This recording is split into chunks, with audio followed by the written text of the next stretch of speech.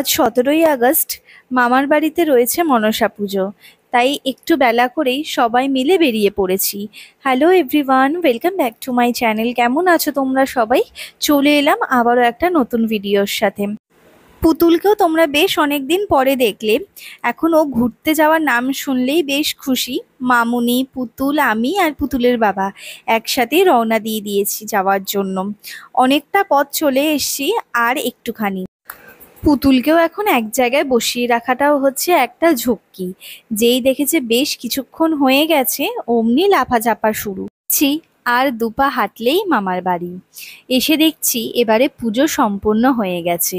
কি অপূর্ব সুন্দর হয়েছে মায়ের মুখটা। অনেকটা সময় এখানে বসে রইলাম, আর সবাই একে একে আসছিল, সবাইকে প্রসাদ দেওয়া হচ্ছিল। এরপরেই চলে আসি ছাদে, আর এবারেও এসে দেখছি পুরো গাছ ভর্তি ফুল ফুটে রয়েছে। এই গাছগুলো সবই আমার মামির নিজের হাতে বোনা। এদিকেও বেশ কিছু গাছ রয়েছে, আর এর একপাশে চলছিল দুপুরের খাওয়া দাওয়ার আয়োজন। অনেকক্ষণ ঠাম্মা আর পাপার সাথে থাকার পরে যেই দেখেছে দাদা দিদিরা সব আসতে শুরু করেছে, পুতুলও সঙ্গে সঙ্গে ছাদে চলে এসছে। নিচে আসতেই দেখি মামি তখনও সবাইকে প্রসাদ দিচ্ছেন।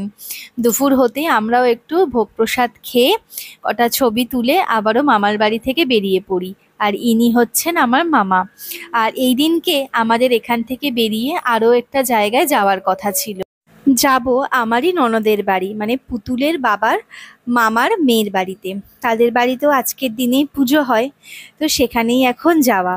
আমার শ্বশুরবাড়ির দিক থেকে সবাই একসাথে এখানে দেখা, যদিও সেখানে গিয়ে আমার আর কোনো ভিডিও করা হয়নি, রইল কিছু ছবি। তো আজকের ভিডিওটা তোমাদের কেমন লাগলো অবশ্যই জানিও। যদি ভালো লেগে থাকে লাইক করো, চ্যানেলটাকে সাবস্ক্রাইব করে দিও। সবাই খুব ভালো থেকো, সুস্থ থেকো।